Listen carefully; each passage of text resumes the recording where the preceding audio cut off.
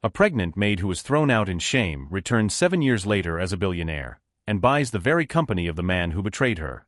The ballroom sparkled like a dream made of glass and light.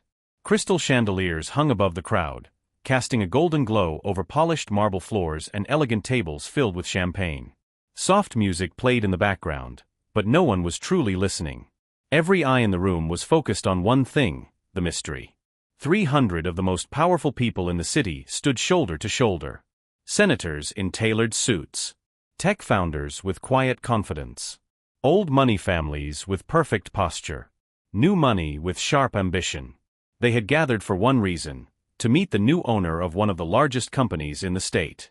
No one knew her name. No one had seen her face. Only rumors had spread for weeks. Some said she was a genius. Others believed she was ruthless. A few whispered she had bought the company in cash. But no one had the truth. The air felt heavier as the doors at the back of the ballroom slowly closed. Conversations softened. Glasses paused mid-air. Even the music seemed to fade into the background. On the stage, the host smiled professionally, holding the microphone with steady hands. "Ladies and gentlemen, please welcome the founder and CEO of your new parent company." The lights dimmed. A spotlight slowly turned toward the grand entrance. The doors began to open. For a brief second, silence covered the room like a blanket. Then she stepped inside. She walked with calm confidence, wearing an elegant emerald gown that shimmered under the lights. Her presence was not loud, yet it filled the entire space. Her head was held high, her expression peaceful but powerful. There was no hesitation in her steps. And then, across the room, one man froze. His champagne glass slipped from his fingers.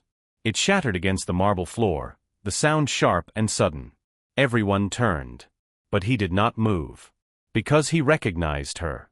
7 years ago, she had stood in his kitchen wearing a simple cotton dress. 7 years ago, she had carried his child in her womb.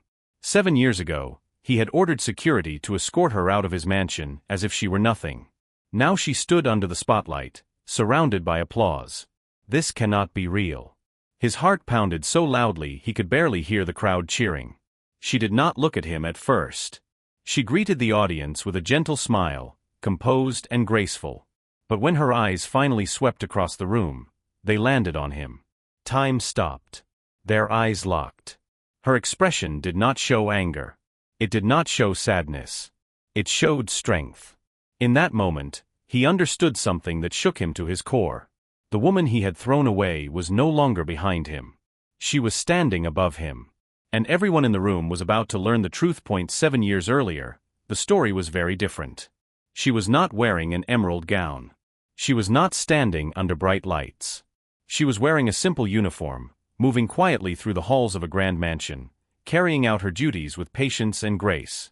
She worked as a maid in his home, waking before sunrise and sleeping long after everyone else had gone to bed. But even then, she carried something precious inside her. She was pregnant. And she was in love. At first, their connection felt like a secret miracle. Late nights in the kitchen. Soft conversations when the house was silent.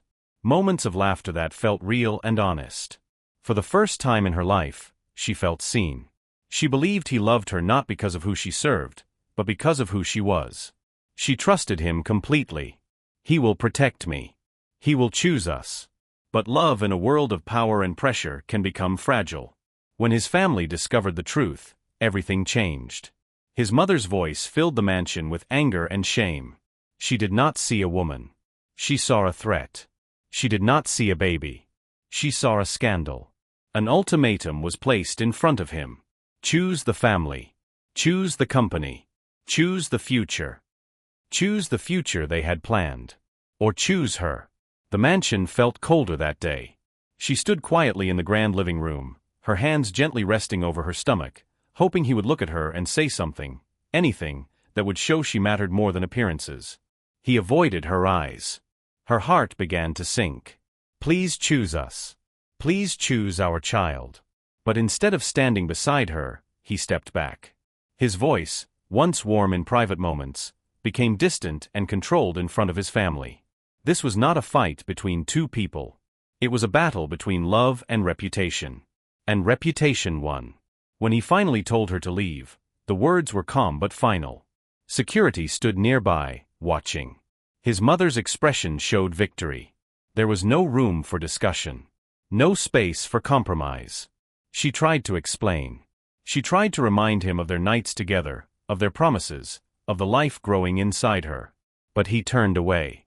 The moment felt unreal, like a nightmare she could not wake from. Is this really the man I trusted with my heart? She left the mansion with a small suitcase and a broken dream. The gates closed behind her, sealing away the life she had hoped to build. That night marked the end of her innocence, and the beginning of her transformation. The discovery happened quietly, but the reaction was explosive. It began with a simple mistake. A forgotten test. A moment of fear hidden in a bathroom trash bin. When his mother found it, everything changed in seconds.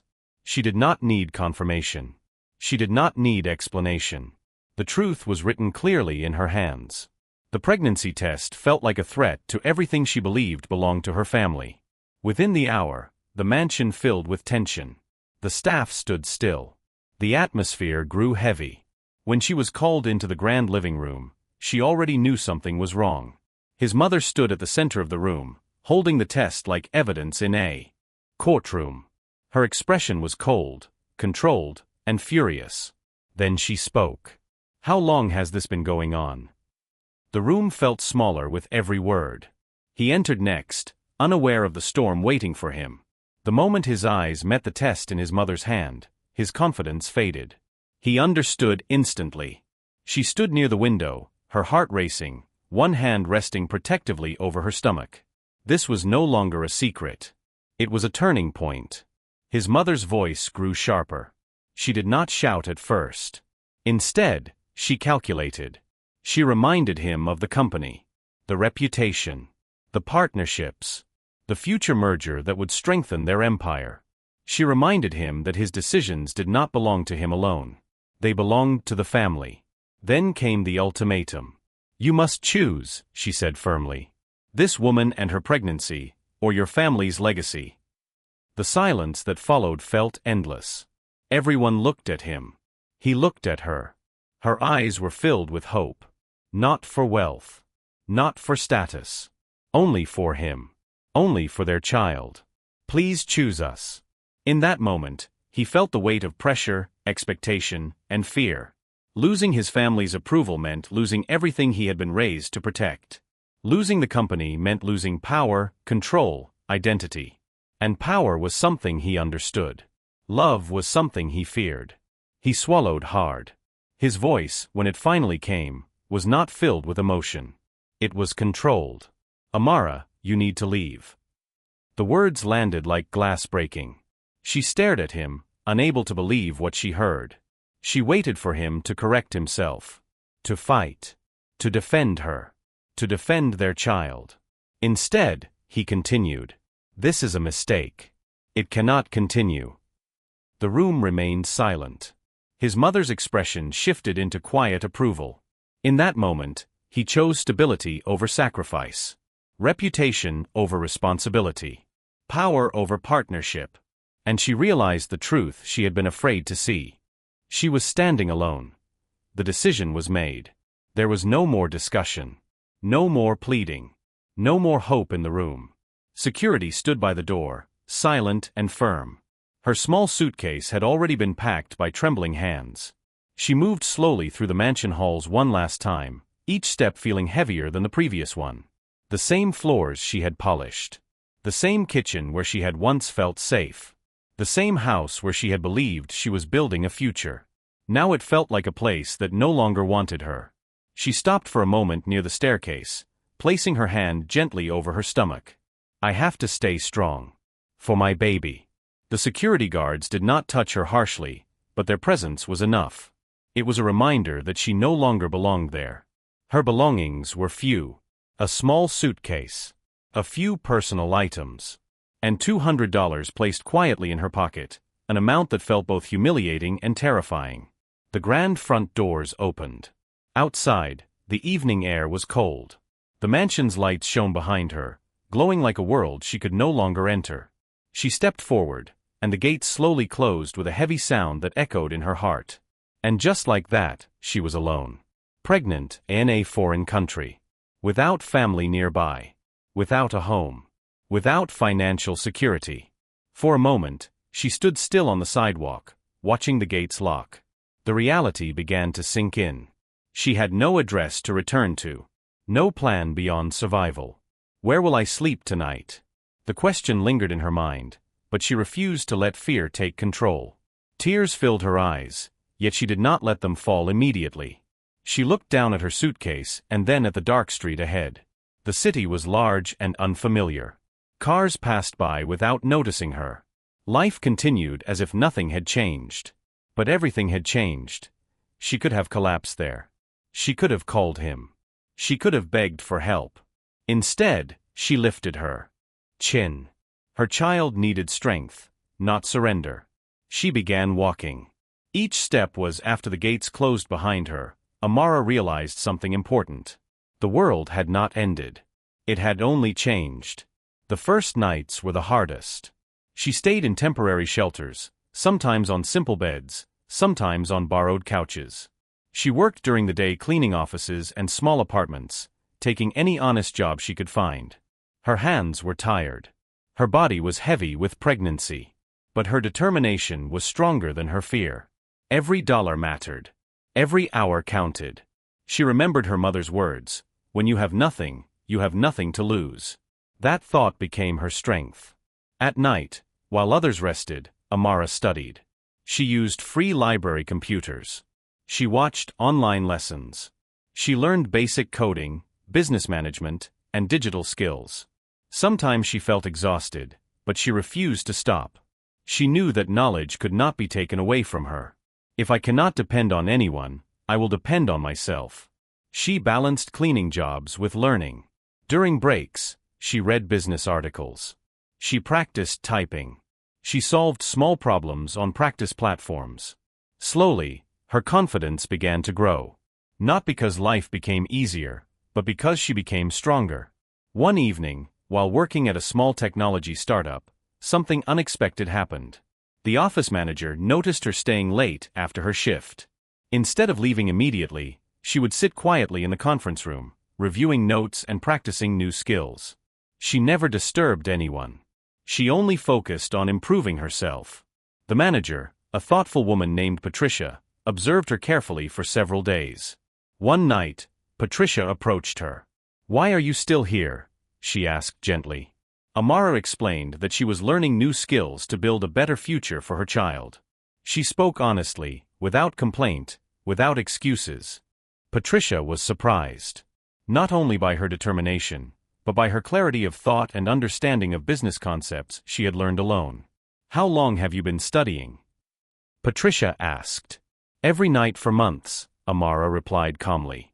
Patricia saw something rare: discipline, intelligence, and quiet leadership. Instead of seeing a cleaner, she saw potential. She offered Amara a small internship position. It was not a promotion yet, but it was a door opening. For the first time in years, Amara felt hope rise inside her. Not because someone saved her, but because someone recognized her effort. That opportunity became the beginning of everything. Years passed, but Amara never stopped moving forward. Her internship became a full-time position. Her full-time role became a promotion. With every opportunity, she proved her value through results, not words. She listened carefully in meetings. She studied market trends at night. She asked thoughtful questions. She solved problems that others ignored. Her confidence grew quietly, built on skill and discipline. Then came the idea. While working closely with small businesses, she noticed a common struggle. Many companies had difficulty managing supply chains, tracking inventory, and organizing logistics efficiently. Large systems were expensive and complicated. Small businesses were left behind. Amara saw the gap. Instead of complaining about the system, she decided to build a better one. For months, she worked after hours designing a new software platform. She researched, coded, tested, and improved it repeatedly. There were nights when she felt exhausted. But she remembered why she started. "This is for my son. This is for our future." Her mentor, Patricia, supported her vision. Together, They refined the concept. Patricia believed in innovation and trusted Amara's instincts. When they presented the idea to investors, Amara spoke with calm clarity. She explained how the platform would simplify operation, reduce costs, and empower small businesses. Her confidence was no longer nervous. It was grounded. The product launched quietly at first, but within months, companies began adopting it rapidly. The software improved efficiency in ways that surprised even industry experts. Businesses saved time and money. Growth followed naturally. Word spread. Investors took notice. Major partnerships formed. The company expanded beyond expectations. Each success brought new responsibility, and Amara handled it with discipline and focus. She did not change her lifestyle to match her income. She continued waking early. She continued learning. She continued leading with humility. But the numbers grew quickly. Revenue turned into millions. Millions turned into hundreds of millions.